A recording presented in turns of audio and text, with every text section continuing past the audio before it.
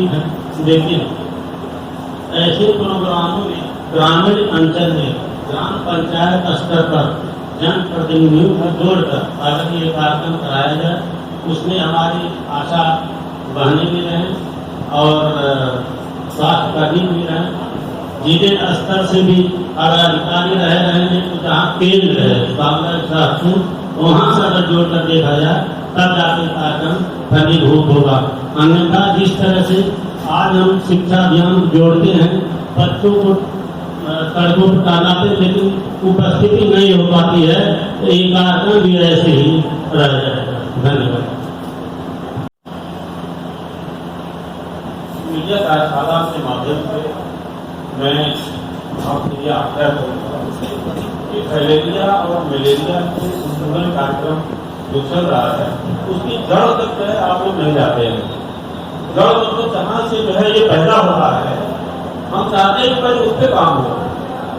इसका जिम्मेदार आपकी जिसमें जिम्मेदारी जिसकी भी हो, उसको उसकी जिम्मेदारी निभाने की जरूरत है। हम कह रहे हैं कि इसकी दवा खाने की जरूरत ही क्यों पड़े। जब मच्छर से ये पैदा हो रहा है तो मच्छर को खत्म करने का इंतजाम होना चाहिए, न कि मच्छरदानी से मच्छर खत्म हो जाएंगे। हम आपसे ये जानना चाहेंगे, इस पर आप क्या कहना चाहेंगे?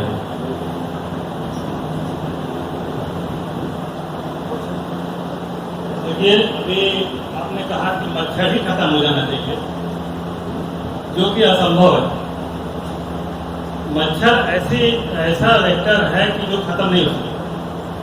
हाँ, इसको नियंत्रित किया जा सकता है, इसको कंट्रोल किया जा सकता है, इसे बचा जा सकता है। जैसे अभी ये जेई की बात हुई थी, आपको पता होगा कि जेई के कीटाणु अगर एक बच्चे को काट करके किसी दूसरे को काट ले तो जेई नहीं होगा, जब तक वो जेई का मच्छर आदमी को काटने के बाद सुअर को काटेगा और फिर सुअर को दूसरा मच्छर काटेगा। तो अब आप कहिए सुअरें खत्म कर दीजिए, बहुत अच्छी बात है। सुअर अगर खत्म हो गई तो फिर जेई खत्म हो जाएगा, क्योंकि उसका इंटरमीडिएट हॉस्ट नहीं मिलेगा। तो क्योंकि जिसपे हमारा नियंत्रण नहीं है, मच्छर, मैं अभी आपको पूरी हिस्ट्री बताया, मच्छर की संख्या इतना ज्यादा है कि अगर आपको एक मच्छर काटे तो दूसरा मच्छर मर जाएगा। लेकिन वो सब अपना टाइम बनाया ना।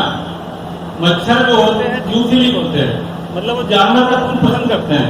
आजकल जानवर ऐसे भी कम होते जा रहे हैं, तो जानवर खून जब नहीं मिलेगा किसको काटेंगे? जो मिलेगा, जो जानवर मिलेगा या जो आदमी मिलेगा काटेंगे।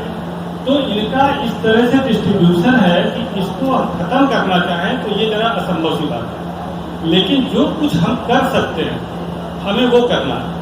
हम उसके मॉस्किटो डेंसिटी को कम कर सकते हैं, उसमें नालों की सफाई कर सकते हैं कि ब्रीडिंग ना हो सके, उसमें फॉगिंग करा सकते हैं, जो मच्छर डेंसिटी ज्यादा होती है वो करके कम कर सकते हैं।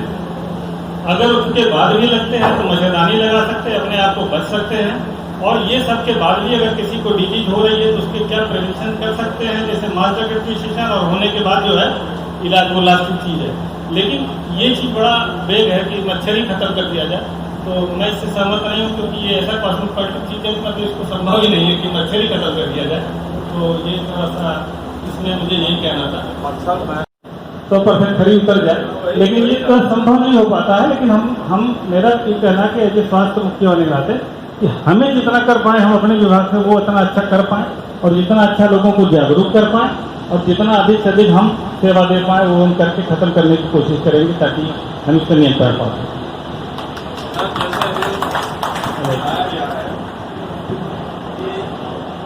चले जाते हैं और लोग दवा को फेंक देते हैं, और खास करके ऐसे लोग जो जिनके मन में ये चीज रहती है कि मुझे तो कुछ हुआ ही नहीं है, मैं क्यों खाऊं। तो इस पर जागरूकता लाना बहुत जरूरी है। जिस तरह से मीडिया बंधुओं को यहाँ बुला करके हम लोगों को बताया जा रहा है, जागरूक किया जा रहा है, कि इस चीज को हम जागरूक करें जा करके, थोड़ा सा जनता के बीच में भी जागरूकता कार्यक्रम लाना बहुत जरूरी है। को खत्म करने के लिए वो बहुत ही बेहतर है। आप बिल्कुल ठीक कह रहे हैं। देखिए, जो डिपार्टमेंटल कोऑर्डिनेशन है, इसी के लिए जैसे कार्यशाला की आप है, बेसिक कंट्रोल की मीटिंग करते हैं, उसमें सारे विभागों को इसीलिए बुलाते हैं नियम की अध्यक्षता में, और वो कार्यशाला में हम लोग कर रहे हैं। वही वाली बात है कि कौन कितना रिस्पॉन्सिबिलिटी महसूस करता है, कितने अपने आप को जिम्मेदारी से उसका प्रचार प्रसार में सहयोग करता है, अपने काम को करता है, वो उसके ऊपर निर्भर करता है। कोशिश हमारी यही रहती है कि सारे लोग अपने अपने कार्य को अगर सही ढंग से अंजाम दें तो इस पर कंट्रोल करना चाहते हैं। धन्यवाद। वाकई में ये बधाई का बात है, ये अभियान चलना चाहिए, लेकिन स्वास्थ्य महकमे को ये देखना भी चाहिए कि जो योजनाएं चलाई जा रही है वो डोर टू डोर लोग उसे जागरूक करें। हालांकि ये मीडिया फिल्म में आपने जो हमें जो चीज़ सौंपा है वो तो हम करेंगे ही, लेकिन इसका जो प्रत्यक्ष रूप से जब इसका निवारण तभी निकल सकता है, जैसे आपने कहा था कि ये तभी खत्म होगी जब एक दूसरे का लोग सहयोग करेंगे। तो इसमें स्वास्थ्य महकमा भी आता है, जैसे निचले स्तर पर आपने आशा बहुओं को ये काम सौंपा या और किसी लोगों को ये काम सौंपा, तो उसकी डोर टू डोर जो है आपकी निगरानी बहुत आवश्यक है। मैं सर अपनी बात बताता हूँ कि मैं भी एक ग्रामीण अंचल से आता हूँ, जो इसके पहले ये फाइलेरिया की दवाइयाँ जो बांटी गई वो मेरे घर तक नहीं पहुँची। अगर आपकी निगरानी हुई होती तो शायद एक रजिस्टर में मेरे घर का भी, मेरे भी पत्नी और बच्चों का नाम होता।